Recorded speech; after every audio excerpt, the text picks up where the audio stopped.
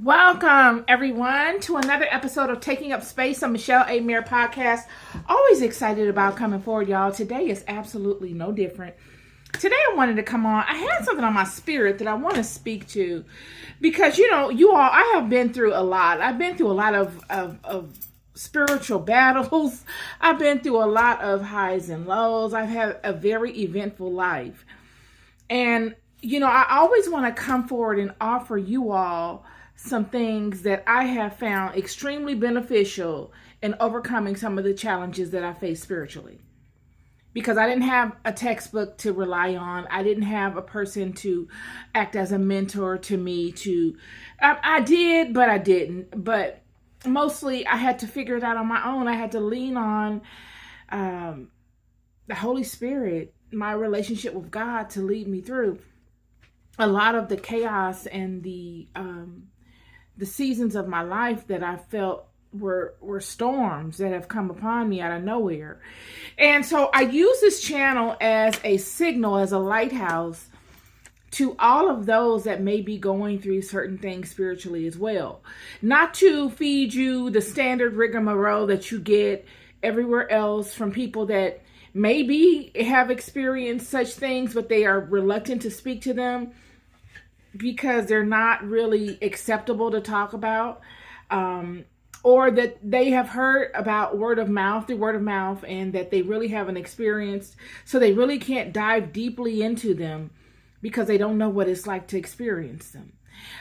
So I'm going to bring it up. I bring up a lot of communications regarding witchcraft. Witchcraft is a very significant issue in the world today. We are living in a world that is somewhat mirroring at this time. We're trending to Babylon, if it doesn't mirror actually what's going on in Babylon, or what was going on in Babylon at the time that Nimrod was ruling Babylon, or it starting to mirror the way the world was before the flood.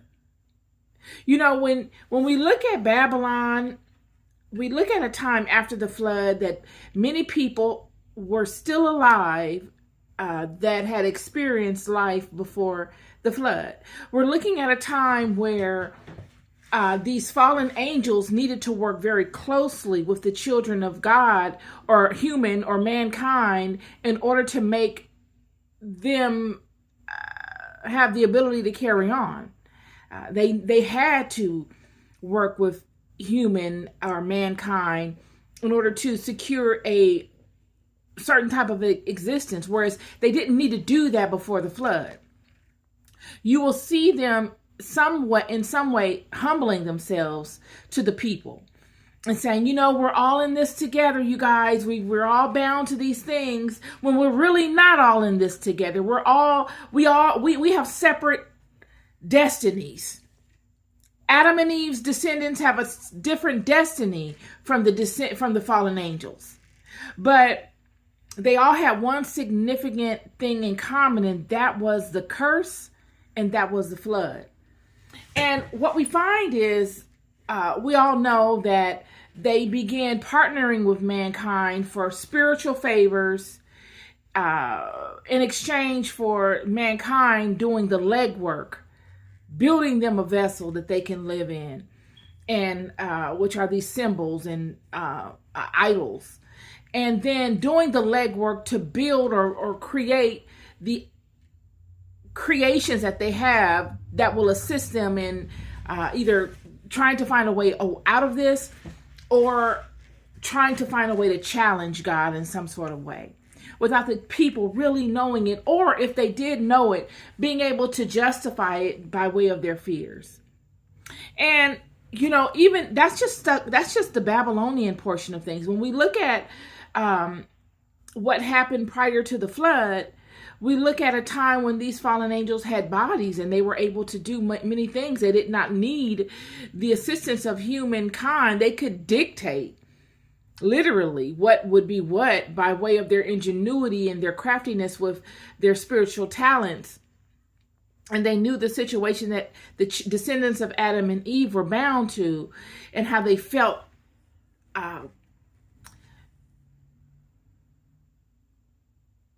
not indebted, but they felt as if they didn't have a choice but to bow to these fallen angels because the curse was so significant upon them. And God had really gone silent on them. So these fallen angels would act as God amongst these people. And what we find in many of the ancient Judaic texts, as in the Midrash and many other sources, the Septuagint and different sources, we find a very vivid picture of what was going on before the flood and even after the flood during Babylon. And we find that before the flood, God would justify flooding the world because there was extreme wickedness going on. Lots of stuff popping off, y'all, that really would make you sit down and ponder for extended periods of time. Like, it will fill your whole drive going to and from work, just trying to ponder some of the things that were going on during this time that really people don't know about. And one of which was the adaptation to witchcraft. How the people had become so wicked that they were teaching their children. They were teaching children 5, 6, 7 years old, 8, 9, 10, how to do witchcraft. This was something that the people would grow up knowing how to do. And the spiritual texts convey this to give you an understanding as to how pervasive this ideology was in the world. So in order to really understand this, you must understand the differences between witchcraft and prayer. Why would the Holy Scriptures or the interpretations of the Holy Scriptures convey such a thing that the people before the flood were teaching their children? 6, 7, 8, 9-year-old children, the art and science of witchcraft. Prayer is going before God within yourself, using the faculties that you have naturally to you, the mind and the spirit, most importantly, which are both housed within the body. So the mind, body, and spirit, to connect with your divine source, to premeditatively go into your own inner sanctuary, humble yourself to that aspect of you that is most sacred, and use that aspect of yourself as your sounding board to speak with God so that change is created in the world. It is a highly spiritual method. Prayer is in order to establish change in the world by using your natural faculties. Fundamentally, that's what prayer is. Now, you can make prayer elaborate by going into a particular region and doing all of these extra things that you would need to be taught to do, and that's still a form of prayer. But fundamentally, from a basic standpoint, prayer is depending on your internal faculty, your divine connection to God, to source, and tapping into that connection premeditatively so that change can occur in the world. And prayer in a righteous sense is always good. There are protocols to prayer. God does not honor unclean, unrighteous prayers. So it will behoove you to go before God and ask God to do something unrighteous, as if God would not know that it's unrighteous, and as if you could actually think that God would honor that such an unrighteous prayer. You yourself would deactivate the prayer from ever coming to pass by way of you condemning yourself, because you know that your prayer is not honest and truthful. You see, the power of prayer comes from being honest and truthful, releasing ego and outward gain, but going into the innermost precious aspect of yourself, and knowing that there is power there, power to connect with your own creator and the angelic realm. And in order to really get the most out of that conversation, you must come before it as your divine self and nothing more. There's no place for ego. There's no place for worldly accolades within your prayer time. Prayer and God and the angels care nothing about that. Yet witchcraft is something different. Witchcraft is the science of, it's alchemy at its finest. It is spiritual chemistry. It is using the divine spark, that divine aspect of yourself that you go into when you want to have your prayer heard by God. It is using that and not so much calling upon God. But you can call upon God. Yet you are intermingling it with unclean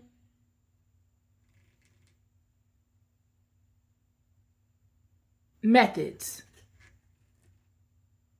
You're looking to manipulate that holistic, righteous space with ego, with will. A lot of times, witchcraft is looking to go around God because you know God will not honor such a prayer. So, because ego and will wants it done so bad, you go around God. You go the underworld way instead of the legal way. And you make relations with spirits in the underworld that could never stand before God face to face, but have some knowledge and some power still in the earthly realm to get your will met. Yet the safety protocols and the surety that comes with going before God are not granted within this realm. You're going the underground way, the cut the corners way, the underworld way of getting it done. And in doing so, you're dealing with underworld type spirits, underhanded type spirits, tricksters. This is where you get that trickster energy from. They'll agree to do a thing for you in exchange for something else, but they're probably not going to honor their obligation. It's not going to turn out the way you want it, or if it does, it's going to cost you something you never thought that it would cost you. There's going to be some aspect of it that's going to be off kilter to what you would have normally experienced had you gone the righteous way. And many of the people in ancient times were using these spirits to get things done because, as I said, they were hot off the heels of the issue with Adam and Eve and the serpent, and they felt that they couldn't go before God. They were self-condemning. And they had become habitual users of these fallen angels. It had been a generational thing, one generation after the next, dealing with these fallen angels because of this mentality of them feeling as if they're not worthy to go before God. You got one generation after the next, after the next, after the next, after the next, after the next, that has not felt worthy of overcoming the curse. In fact, they have made comfort in the curse. Never have they said, well, we're going to overcome this curse by doing righteous. We're going to eventually overcome this curse. No, what they do is they embark upon a journey after being kicked out of the Garden of Eden, and they began making pacts with these fallen ones for comfort. And the comforts allow them to say, well, you know, we really shouldn't be doing this. We really should be ascending so that we can overcome this curse. But why ascend? We got these comforts. And they do this one generation after the next. And they would make pacts with their family and say, I'm going to give you my children too. If I'm going to, just like the serpent said when he came upon Eve, and he says, I need you to promise me you're going to do this, that, and the other. And she says, I promise. And the serpent says, well, that's not good enough. And now I need you to promise you're going to get Adam in on this too. And she says, well, okay, I promise I'll get Adam in on it. Well, what happens is after the curse, this whole thought process, this whole thing of getting everyone to buy in and being able to get contracts, if you want to call it that, on future children that these people may have or family members, so that they can get as much head count as they can to follow them. But I don't want to park there. All these things were going on before the flood, and then you find that after the flood, Babylon happens, and then here we are. So we established what witchcraft and the differences between witchcraft and prayer. Prayer in its holistic sense is going before God and petitioning God to assist you in whatever it is that you're dealing with. Witchcraft is the evil side of that. Now, I know that there are many people that call themselves witches and they don't practice baneful meaning harmful, evil, wicked type of sorcery or magic. But in my interpretation, I use witchcraft to convey such things. I consider prayer to be the righteous side, and I consider witchcraft to be that thing that is used to harm a person. It's the same method of operation. The only difference is that a lot of times it's the spirit in which the deity, the spirit in which you go before and petition, and it's the intention that you have when you go before and petition that spirit. One is petitioning God and releasing the burden to God and saying, I'm struggling with this. Father, I need you to take control of this. In prayer, you don't take it upon yourself to enact the will in reprimanding someone. You give that to God. We spoke to the angel that Jacob was speaking to in his latter days yesterday. And this angel saying to Jacob, I've been with you through all these things that you've gone through. It was me that went and cleared the way for you. It was me that humbled all of your enemies, without me ever having to come upon you and introduce myself to you.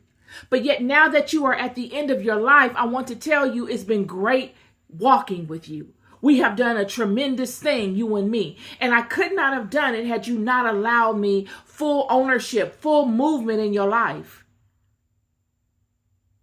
And because you have allowed me full movement in your life, even though you didn't know it was me per se, those that are in heaven, all of those that have come before you, all of those people that are now transitioned out of this place, your father Abraham, your father Isaac, and your grandfather Abraham, and all of those that have come before him, and all of those heavenly beings and angelic beings that I am in alignment with are so proud of you.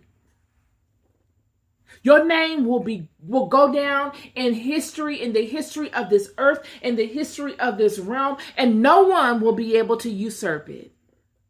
In fact, your name will be so prominent within this realm that there will be men and women that will come after you thousands of years later and do things in your name. And because they do it in your name, they will be forgiven for all of their sins.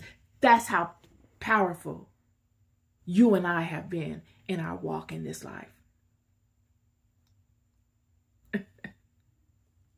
So when you look at prayer, you're looking at a spiritual system or witchcraft. You're looking at a spiritual system that taps into the supernatural, into the unseen realm. And it petitions it by laying whatever situation is at the feet of that thing. and allowing that aspect, that deity, that spirit that is in the unseen realm to assist you in navigating your walk so that that thing comes about. Yet with prayer, it is not for you to pray to God for God to do X, Y, and Z to somebody else. And then to force it by using aspects of nature or the planets or any other thing to make it come about. Now you have intermingled your will into something that you can't see far enough out in to establish whether what you're doing is correct or not. You are no longer standing in the creation that God has created you to stand in. Now you are taking ownership of what God has mandated for you by way of your angel that you were born with, or by way of what God is willing to do for you in your life. We know this by many instances. Most importantly, we know this by what was just conveyed yesterday. Jacob could never have gone and done all of the monumental things that he did had he not aligned wholly to his angel. And his angel comes forth and communicates this to him.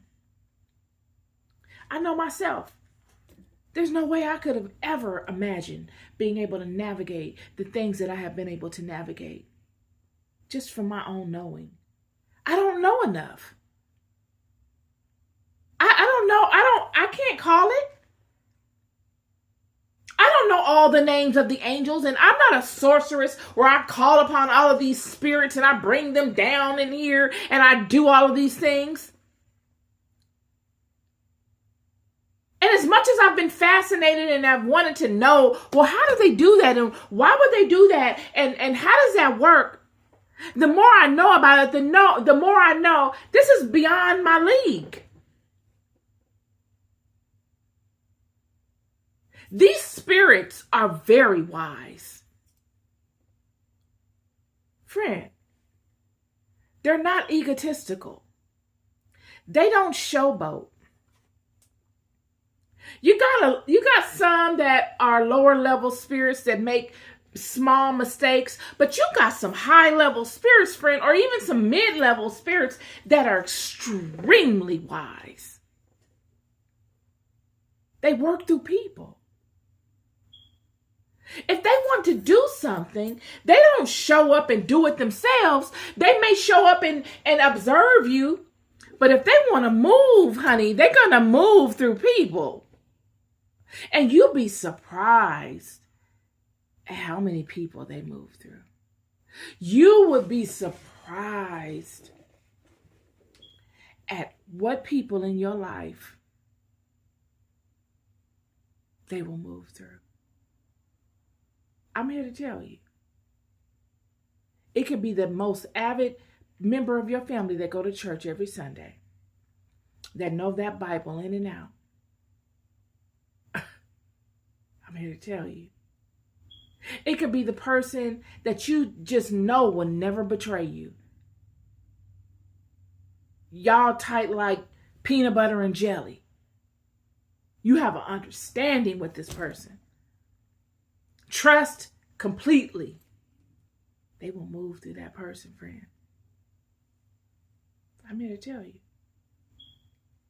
Parent, sibling, they will move through them. The world of spirit is so subtle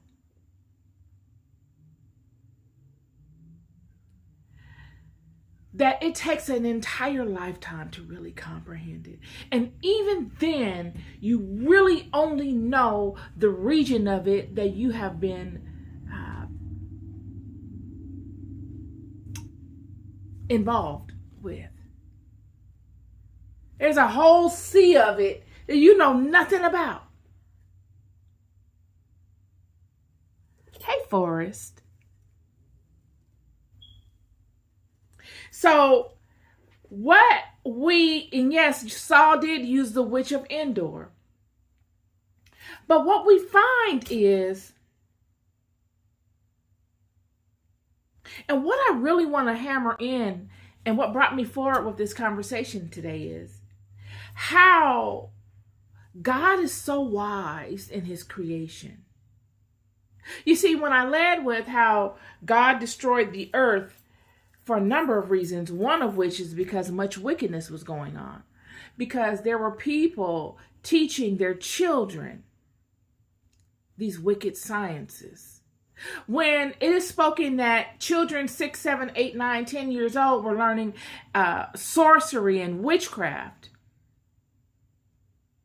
that is scripture, or the interpretation of scripture, conveying that they were teaching these children wicked sciences.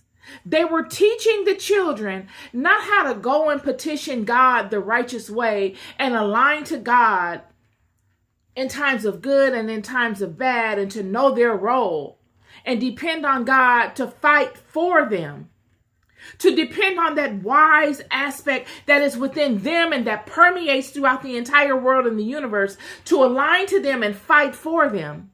No, they're teaching them to partner with these lesser energies, or even to use the power vested within that is of God, and for them to allow their ego and will to force a thing to come upon another out of ego and will. And that is wicked. That is what God considers witchcraft. And it is wicked. And I'm here to tell you that you have these things going on today.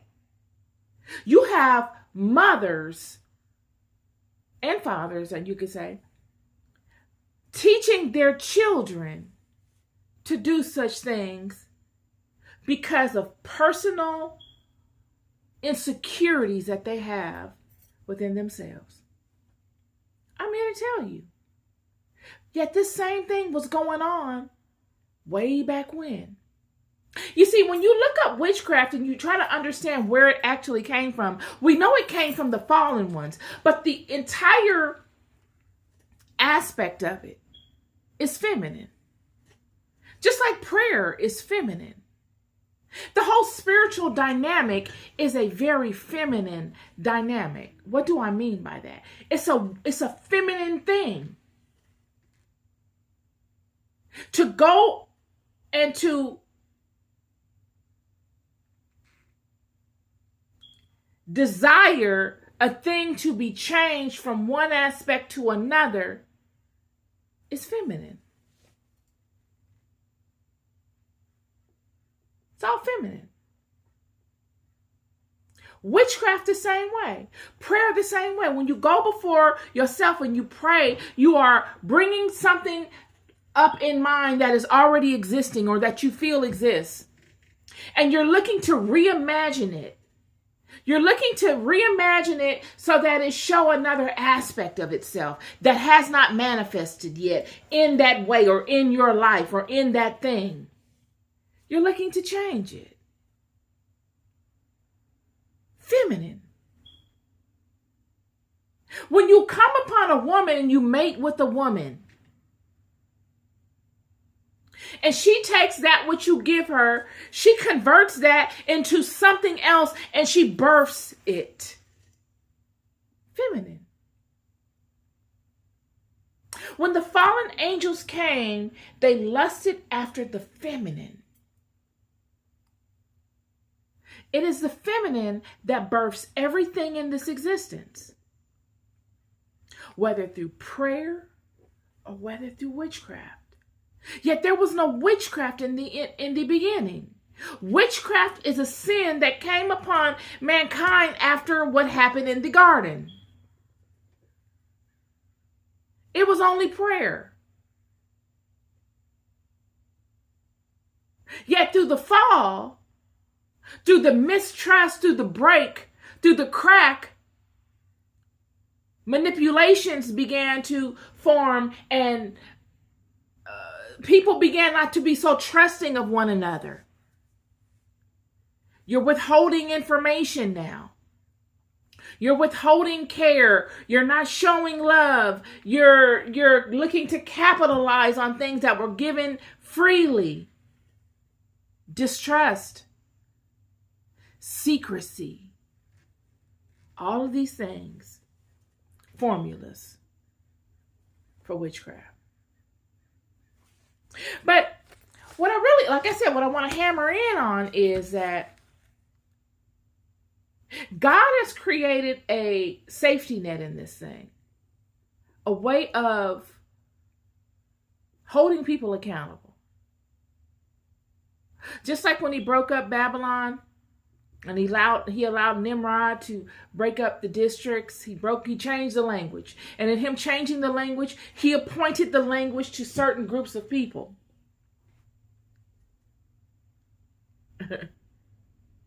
That way, he can determine who's doing what.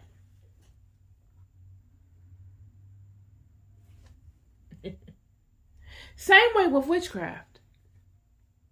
In order to learn the science of witchcraft, someone usually has to introduce it to you. It's not a science that comes naturally. Like prayer comes naturally. You know how to pray naturally.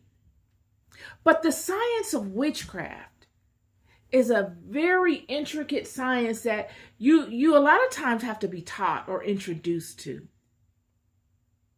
Yet it is this teaching and introduction that holds both the one that introduces one to such and the one that does such accountable to one another. If I teach you how to go out and do a wickedness by way of witchcraft, I am giving you a lifelong method of operation that you will only build on and gain stronger in if God allows it, or if you are allowed to. That could potentially harm other people. And in doing so, you accrue negative aspects of karmic debt. Now, you don't have to call it karma. Cause and effect. Because you did such a thing, now a certain effect has happened, and you must live with the residue of that effect. You must be able to overcome that effect in your life because it will manifest. This is just the way of the world. Yet, if I am the one that taught you how to do it, I incur that debt as well. I taught you. This is what most people don't talk about. Yeah, I taught you. So if you go out in the world and now you stumble on hard times, or if you're jealous, or if you have made terrible decisions in your life and you've befallen bad decisions that you made in your life that have nothing to do with anybody else,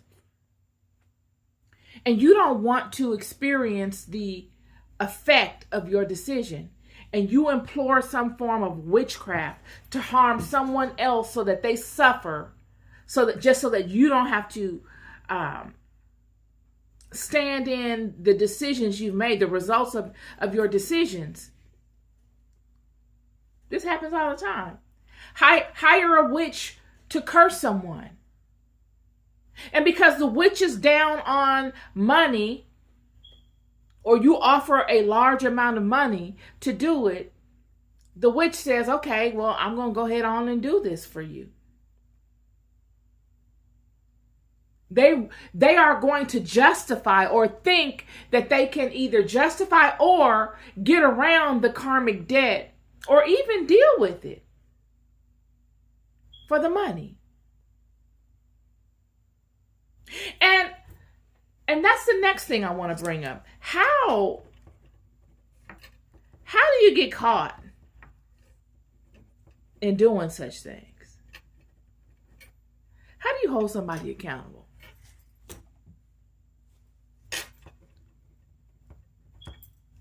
But before I get to that, so you go around cursing people for money. And this is the double-edged sword. It doesn't have to be anybody you know. You got witches that move into communities, y'all. You got witches that have lived in communities for years, that are pillars in the community, whole witches that just curse people, that do things to build up their spiritual strength. How else do you get strong at cursing? The only way you get strong at cursing people, friend, is if you curse people a lot. It's not something you do and you get really good at it because you have a powerful entity that you're attached to and that you only work with once a year. It does not work that way. You get powerful doing these things by doing them a lot, by feeding this demon, by keeping this demon busy. Because if you do not, and you have this demon bound to you and you're not using it, and you're not keeping it busy, you become the offering. It's just like, I keep saying this. It's this video of this guy going to the swamp, and he's got this stick in his hand, and he's on the land, and he's going to the swamp, and he's rattling the water, creating all this noise and all this movement at the bank to get the attention of alligators. And you see like 5 or 6 alligators come out of the water, like with their noses up on the land, but their body in the water. And he has a bucket of food or what have you. He's feeding the alligators. But I immediately thought when I saw that, what if he didn't have any food? What if he's just out there thinking the alligators are just like every other animal, like a puppy or something? He's just out there intrigued by the alligators, and he's messing with the water. And these alligators come up. He's gotten their attention, and they come up, and he has nothing to offer them. What happens? He becomes the offering. The alligators don't care. It's the same way with spiritual sciences. They don't care that you don't know. It's not the type of environment where you come and you be like, you make a mistake or you do something foolish and they say, oh, we're just gonna go. That's just Todd. Todd didn't know. Come on, you guys, let's go back over here and finish laying up under the tree. Isn't Todd funny? Todd is so funny. Oh, Todd didn't know and he woke us up. So we'll forgive Todd and go back over here up under the tree because Todd is an infant. They don't care, friend. Todd is going to learn today. They're going to let Todd go so far until Todd is going to learn a very vital lesson. Because when I tell you that these spirits are smart, friend, I'm here to tell you these things are smart. It will make you sit down and ponder just how smart they are. You will search the memory bank of your mind to your first interaction with them, all the way to that point, and you will sit in wonder and fascination, and you will say, darn, wow, I thought I was in control.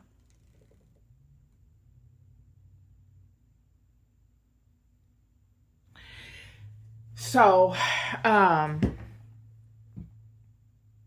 these are real things. And these are things that happen. This is why I'm bringing it up.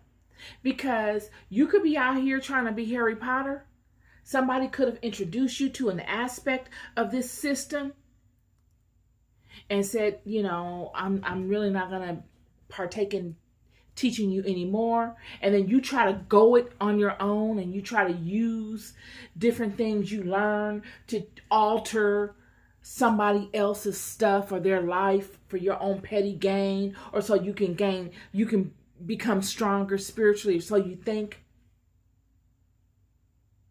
Or you could be working somebody else's agenda for money, out here cursing people for money that have never done anything to you.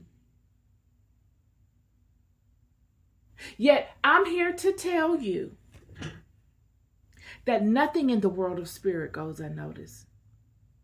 And that there is a price that you must pay for every single thing you do. Everything you do. And that is why God distinguished within prayer to lay your prayers before God. Give it to God. In today's society, we make this thing look like it is the weakest thing to do. But I'm here to tell you, it is the most hardest thing you can ever do. To not take a thing upon yourself to solve, but to have enough knowing and enough faith in something greater, and to have the patience it takes to align to that thing that you know is greater, and allow that thing that you know is greater to work it out on your behalf within its own time. Because you know that it is wiser than you ever could be. You see, when you take it upon yourself to meet that thing where it's at, and for you to use your ingenuity in going toe to toe with it, you're playing God. And in you playing God, you have lowered yourself down to it. You have come off of your throne and gone down to it.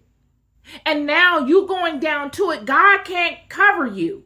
You got to go it alone. And in you going it alone, now you are left vulnerable without the coverings of God. And now you must partake of all of those lower spirits that dominate within that realm and partner with them, making you no better or no greater than the one you are warring with. In fact, you will be the lesser, because I'm here to tell you that the one you are warring with, that has had much more experience at that lower level in dealing with those spirits, will beat you. Why? Because they have more experience. They have stronger relationships at that level.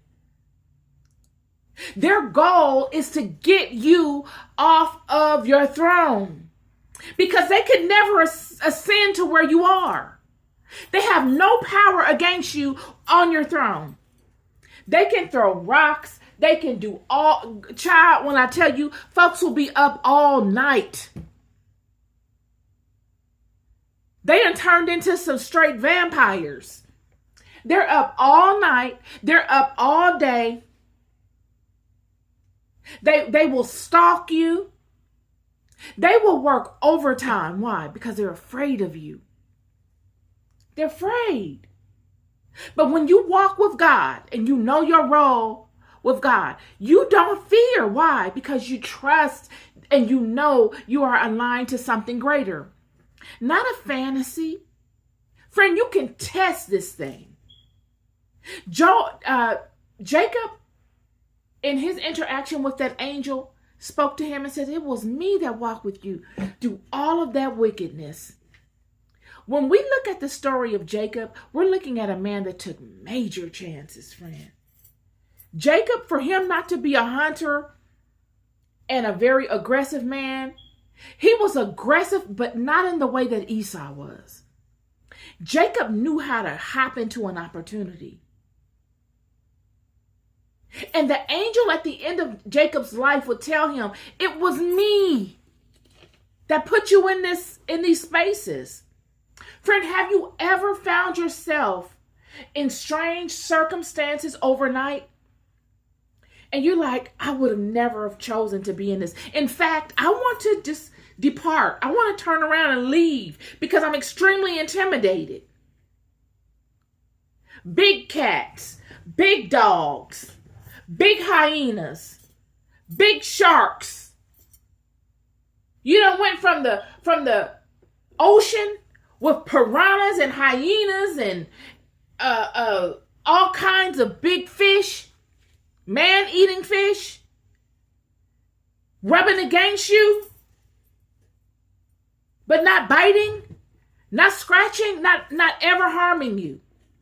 To getting out of the water and now you're in the forest with big lions and hyenas and nocturnal animals all around you, snakes,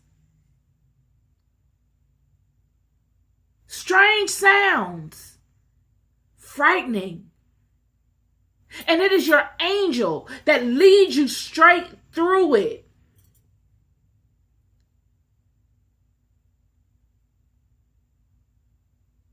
Yet if you stay aligned, the angel is showing you through experience, friend. Experience is your best teacher in this life. Do not ever shy away from experience. Your angel was sent by God to teach each and every one of us through experience what is what. You align to me, I'll walk you through it. They can't touch you. Surely they're going to come, friend. They're going to come. If you think you're going to walk through this life and nobody's going to come for you, you're crazy. I don't know where you think you are. You're living in living a lie. You're in a fantasy. You need to wake up from the dream. If you cower out and you bow down every time something strange comes upon you, who are you? Who are you? What do you stand for? If you got to go partner with everybody because you don't feel strong enough, who are you? That was not your creation. Where did they do that at?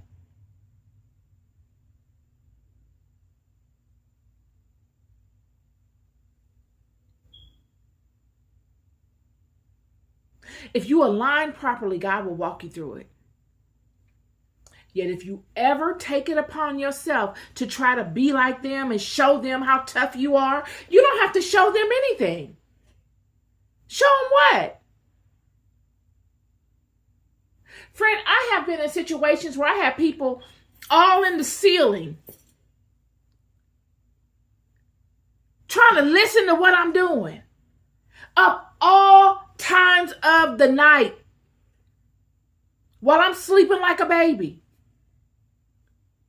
Up all times of the night, friend. Pressed. For what? I don't know. The same type of people that I'm speaking to, whose parents in the old world taught them witchcraft because their parents are insecure.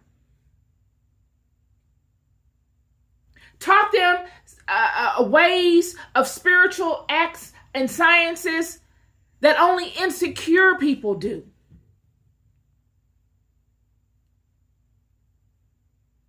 The primary reason God flooded the world. Primary reason.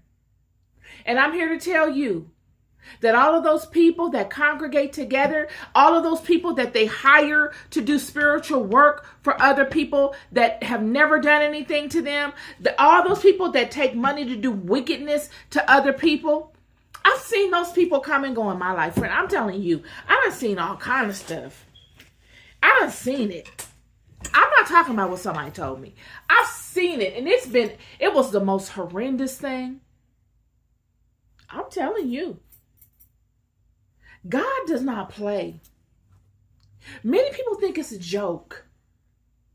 But God don't be playing, y'all. It ain't no joke.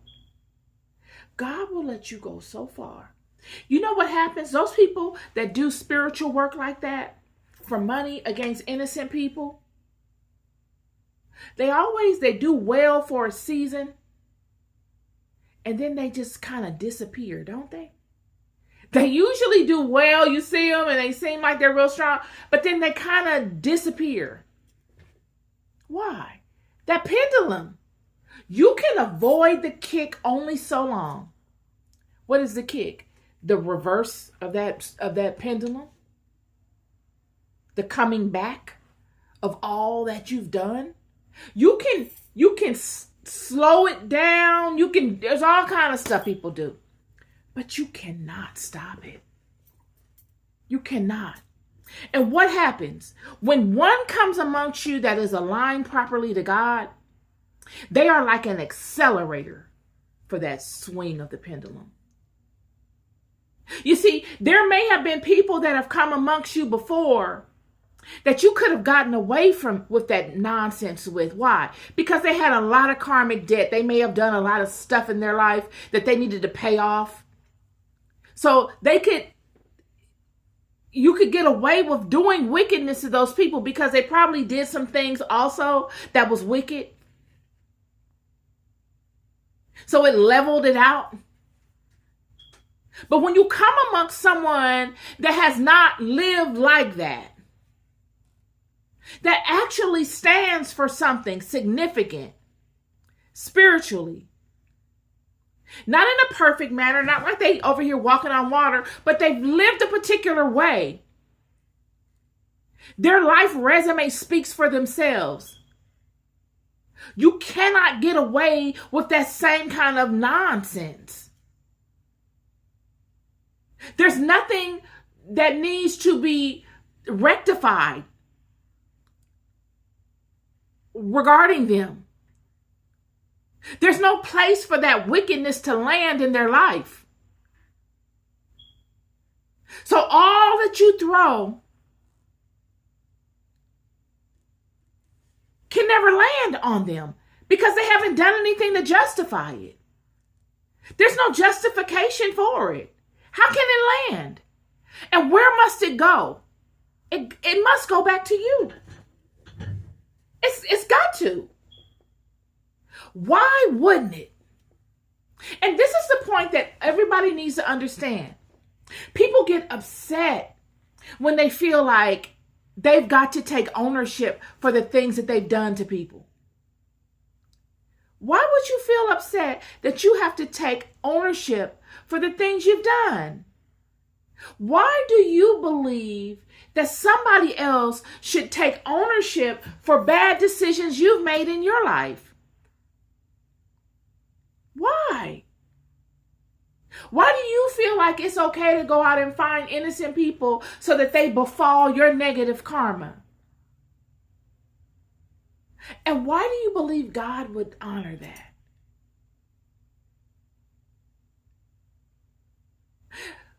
We are all judged by the actions we take in this life. And it is our actions that show our honor and reverence to the creator of this reality we're in. A lot of times the things that we do show the disdain that we have for our creator.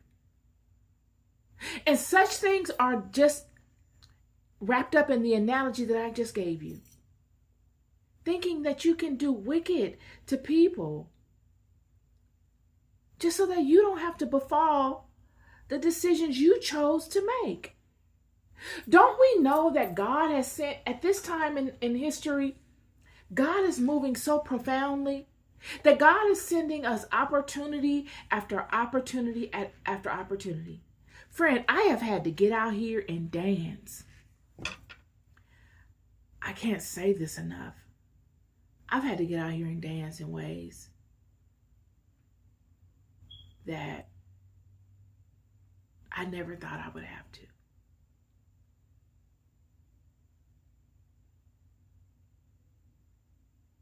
And out of reverence for the creator of which I sit in, out of reverence for all that I have pondered in my life, surely I've had a great life. I went out and I've had a good time and I've had friends and I competed for worldly things and I did all the stuff that everybody loves to do. But through it all, I paid attention to the stuff that mattered also. I've sought God. I've looked to do the right thing.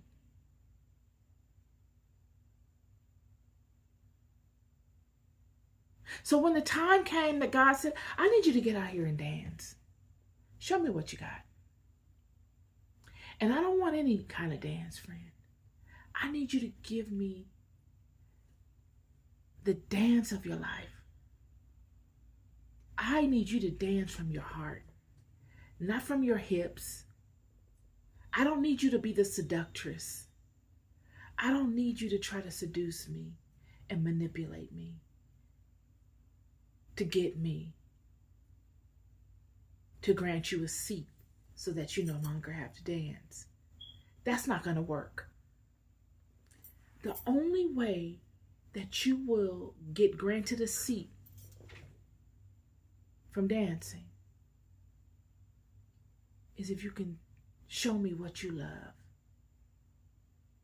Let what you love guarantee you a seat. Get out here and dance. And because I was not accustomed to leading with what I loved, I tucked it away.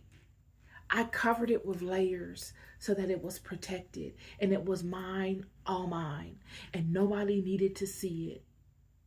I never spoke to it really. That's how much I loved it.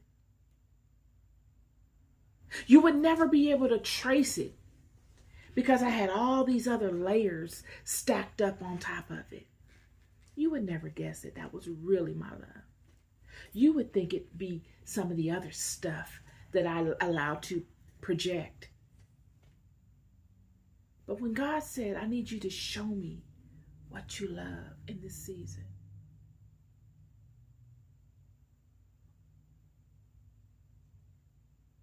and I heard it clearly,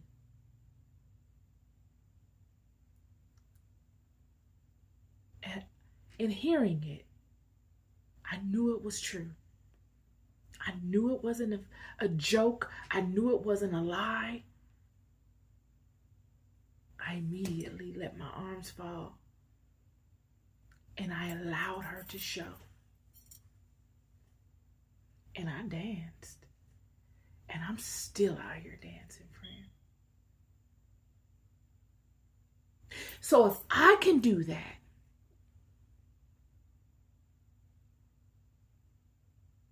amongst extreme chaos,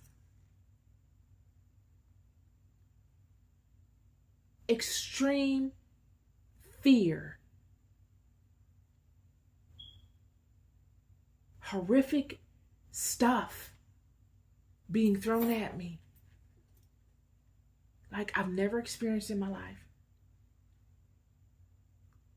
and I could still get up and get out here and dance. And not just dance, not a manipulative dance, not a dance that plays on your eyes and on your lusts, but a dance from my heart. Why can't you?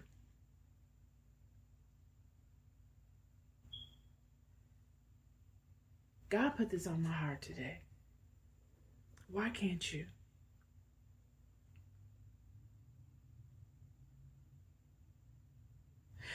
How do you get caught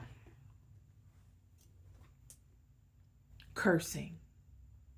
How do you get caught, and how are you seen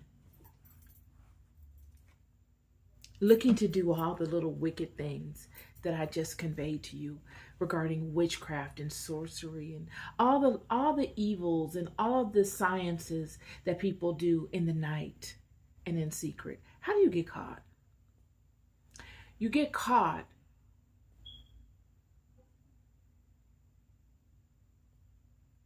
by one that allows the Holy Spirit to lead them. That angel that Jacob was speaking to, that said, I went before you and I made the path for you. so that you could leave Laban's house. I went before you and I made the path for you so that you could come amongst the angel and get renamed. I named the path. I made a path for you so that you could be led to Egypt and that your children will multiply in Egypt. He's saying, I was there when you had that dream and you saw the ladder. And I remember what you felt. And I listened to you when you spoke to God about what you felt. That angel is conveying that it had the power to see every single thing that Jacob did in real time and to take note of it. It didn't need Jacob to tell it anything. It was there, right alongside Jacob, documenting. It took it upon itself to go before Jacob and clear a way for Jacob in all of Jacob's many walks.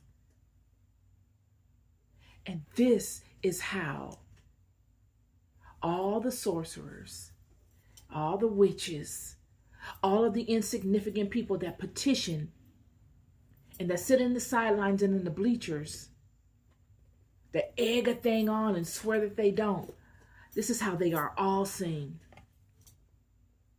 Yes, this inner ally that God gives each and every one of us. Yet that is not active in all of us.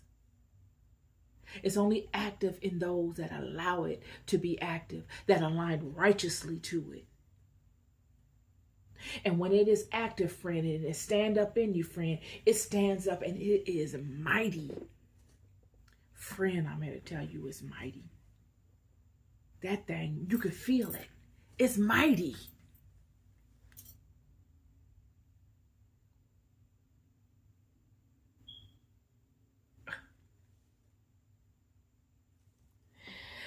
This is my podcast for you today. This is my podcast. Be mindful. Money is a creation, friend. Money does not mean anything in the big scheme of things. Many of y'all out here doing stuff for money that are going to cross you in a way that you are not going to be able to come from under. Money means nothing beyond this realm. And actually, money means nothing if God decides to flip this whole system up. It ain't going to be nothing. You'll be in line getting cheese just like everybody else.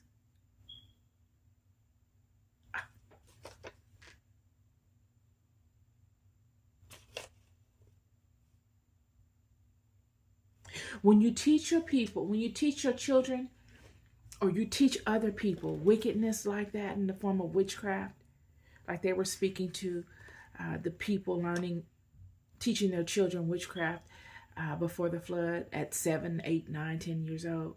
You teach them a distorted version of God's hierarchy. I don't care if you're teaching your children witchcraft and they're 20 and it's witchcraft and it's wrong, and you're teaching children how to be unrighteous and how to go about things in an unrighteous way. You are leading them away from God. And you must pay the price for that, along with the children that you teach.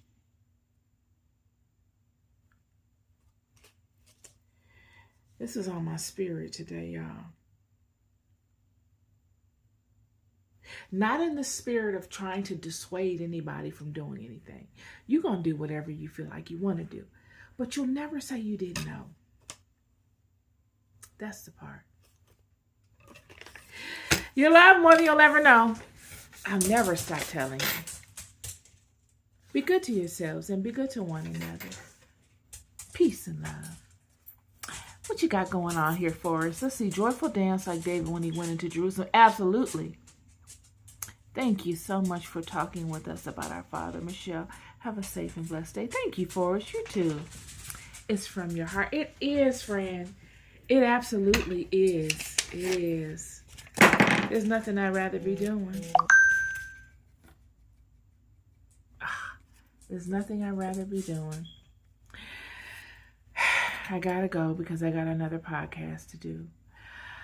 You can tap in. What time is it? I gotta see what time it is. See if I can do it now. If I have to do it when I come back. But I'll be back on again to do another podcast. So hopefully I can spend more time with you, because I'm not able to chat. I would spend some time here chatting. Yes, I will. But I got to run now. So have a wonderful day. And if I don't talk to you again, have a wonderful day. If I do, I'll see you later. Peace and love.